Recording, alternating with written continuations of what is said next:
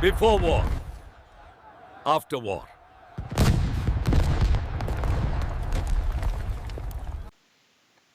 Hello வணக்கம். இங்கிலீஷில் அதனுடைய ரூட் வேர்ட்ஸை வந்து கற்றுக்கிட்டு இருக்கோம். இன்றைக்கி வந்து ஆன்டி அப்படிங்கிற ஒரு வார்த்தையினுடைய தொடர்புடைய வார்த்தைகளை வந்து பார்த்துடலாம். ஸோ ஆன்டி அப்படின்னு சொன்னால் என்ன மீனிங் அப்படின்னு சொன்னால் லாட்டினில் முன், முன்பு, முன்னர், முன்னே அப்படின்னு சொல்லி நம்ம வந்து மீனிங் பண்ணலாம். ஃபார் எக்ஸாம்பிள் வந்து ஒவ்வொரு வார்த்தையும் வந்து பார்த்துடலாம். ஸோ ஆன்டி பெல்லம் அப்படின்னா ஆன்டினா முன்னாடி, பெல்லம் அப்படின்னு சொன்னால் வார், அதாவது போர். போருக்கு முன்னாடி நடந்த ஒரு நிகழ்வை குறிக்கக்கூடியது வந்து ஆன்டி பெல்லம் அப்படின்னு சொல்லலாம். அடுத்த வார்த்தை என்ன அப்படின்னு சொல்லி பார்த்தோம்னா ஆன்டிசீட் அப்படின்னு சொல்லலாம். ஸோ ஆன்டிசீட் அப்படின்னு சொன்னால் ஆன்டி ப்ளஸ் சீட். ஆன்டி அப்படின்னா முன்னாடி, சீட் அப்படின்னு சொன்னால் நகர்தல், முன்னாடி செல்லுதல் அப்படின்னு சொல்லி. ஸோ முன்னாடி நடந்த ஒரு விஷயத்தை வந்து சொல்கிறது தான் வந்து ஆன்டிசீட் அப்படின்னு சொல்கிறாங்க. ஆன்டிசிடென்ட் அப்படின்னு சொன்னாலும் நம்ம முன்னாடி பார்த்த வார்த்தையினுடைய சேம் மீனிங் தான் வரும். ஆன்டிசிடென்ட் அப்படின்னு சொன்னால் ஆன்டினா முன்னாடி, சீடென்ட் அப்படின்னு சொன்னால் செல்லுதல். ஸோ முன்னாடி நடந்த நிகழ்வு. இது முன்னாடி வந்து முன்னாடி வருதல். நெக்ஸ்ட் வார்த்தை வந்து முன்னாடி நடந்த ஒரு நிகழ்வை வந்து குறிக்கக்கூடியது. அடுத்த வார்த்தை என்ன அப்படின்னு சொல்லி பார்த்துட்டிங்கன்னா ஆன்டி செசர். அதாவது முன்னாடி, ஆன்டினா முன்னாடி, செசர் அப்படின்னு சொன்னால் செல்பவர், அதாவது முன்னோடி, மூதாதையர்கள் அப்படின்னு சொல்லலாம். அதான் வந்து ஆன்டி செசர் அப்படின்னு சொல்லலாம். ஆன்டி சேம்பர் அப்படின்னு சொன்னால் ஆன்டி ப்ளஸ் சேம்பர், முன்னாடி. அதாவது இது எப்படின்னு சொன்னால் இன்ஃப்ரண்ட் ஆஃப் அப்படின்னு சொல்லலாம். நம்ம முன்னாடி இருக்கிற ஒரு ரூமை குறிக்கக்கூடியதான் வந்து ஆன்டி சேம்பர்னு சொல்லலாம். முன்னரை, காத்திருக்கும் அறை அப்படின்னு சொல்லலாம். அடுத்த வார்த்தை என்ன அப்படின்னு சொல்லி பார்த்தீங்கன்னா antedate. Ante plus date.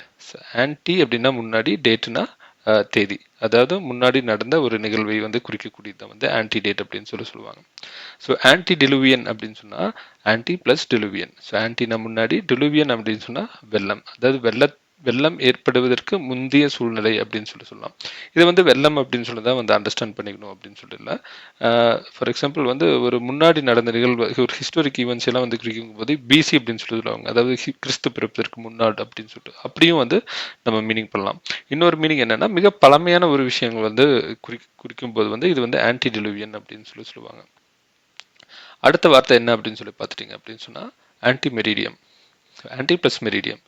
Anti அப்படின்னு சொன்னால் முன்னாடி, மெரிடியம் அப்படின்னு சொன்னால் இது வந்து நண்பகல் அப்படின்னு சொல்லலாம். ஸோ நண்பகலுக்கு முன்னாடி இருக்கிற ஒரு பகுதி வந்து ஏஎம்னு சொல்லுவாங்க, அதாவது ஆன்டி மெரிடியம். நண்பகலுக்கு பின்னாடி இருக்கிற ஒரு பகுதியை வந்து போஸ்ட் மெரிடியம் அப்படின்னு சொல்லுவாங்க. ஸோ ஏஎம் பிஎம் அப்படின்னு சொல்லி நம்ம டைமில் வந்து குறிக்கலாம். அடுத்த வார்த்தை வந்து பார்த்தீங்கன்னா ante mortem. Ante plus mortem. So ஆன்டினா முன்னாடி, மார்டம் அப்படின்னு சொன்னால் டெத் அப்படின்னு சொல்லலாம். ஸோ சாவதற்கு முன்னாடி நடந்த ஒரு நிகழ்வை வந்து குறிக்கக்கூடியதான் வந்து ஆன்டி மார்டம். ஸோ சாவதற்கு பின்னாடி வந்து போஸ்ட் மார்டம் அப்படின்னு சொல்கிறாங்க இல்லையா, அதை வந்து நம்ம எப்படி வந்து ஆய்வு பண்ணி ஒரு ரிப்போர்ட் வந்து சப்மிட் பண்ணுவாங்க சம்மந்தப்பட்டவங்க, டாக்டர்ஸ் இல்லைன்னா அது ரிலேட்டானவங்க. ஸோ போஸ்ட் மார்டம் அப்படின்னு சொன்னால் சாவதற்கு, அதாவது மரணத்திற்கு பின்னாடி நடக்கிற ஒரு நிகழ்வு அப்படின்னு சொல்லி நம்ம மீனிங் பண்ணிக்கலாம். அடுத்த வார்த்தை என்ன அப்படின்னு சொல்லி பார்த்துட்டிங்கன்னா ஆன்டிநேட்டல். ஆன்டினா முன்னாடி, நேட்டல் அப்படின்னு சொன்னால் பர்த், அதாவது பிரசவத்திற்கு முன், பிறப்புக்கு முன், இப்படி வந்து அர்த்தம் பண்ணிக்கலாம். அடுத்த வார்த்தை வந்து ஆன்டீரியர். ஆன்டீரியர்னா ஆன்டி ப்ளஸ் இயர். ஆன்டினா முன்னாடி, இயர்னா அதனுடைய சஃபிக்ஸ். ஸோ கம்பேரிட்டிவ், இப்போ இருப்பதற்கு முன்னாடி அப்படின்னு சொல்லிட்டு, அதாவது முன்பகுதி, இப்போ அதாவது முன்பகுதி வந்து முன்பகுதி, முன்பக்கம், முந்தைய அப்படின்னு சொல்லலாம். The heart is located in the anterior part of the chest அப்படின்னு சொல்லி எக்ஸாம்பிள் வந்து போட்டிருக்காங்க. ஸோ இங்கிலீஷில் வந்துட்டு அதாவது இதயம் வந்து எங்கே இருக்குன்னா நம்மளுடைய செஸ்ட்டுக்கு முன்னாடி வந்து இருக்குது அப்படிங்கிறது வந்து எக்ஸாம்பிளாக சொல்கிறாங்க. அடுத்த வார்த்தை என்ன அப்படின்னு சொல்லி பார்க்கும்போது ஆன்செஸ்டர். ஸோ ஆன் அப்படின்னு சொன்னால் முந்தைய, செஸ்டர் அப்படின்னு சொன்னால் அதாவது மக்கள், முன்னாடி செல்பவர், முன்னாடி இருப்பவர், அதாவது வந்து தமிழில் மூதாதையர்கள் அப்படின்னு சொல்கிறாங்க. அவங்கள தான் வந்து ஆன்செஸ்டர் அப்படின்னு சொல்கிறாங்க.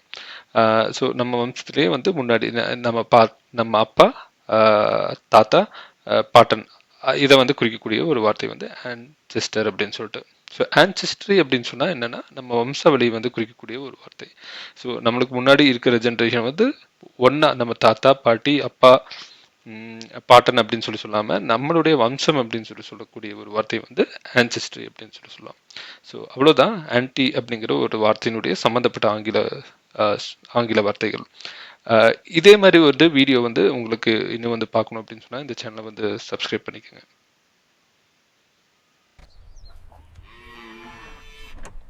If you want to speak English like this, subscribe to this channel.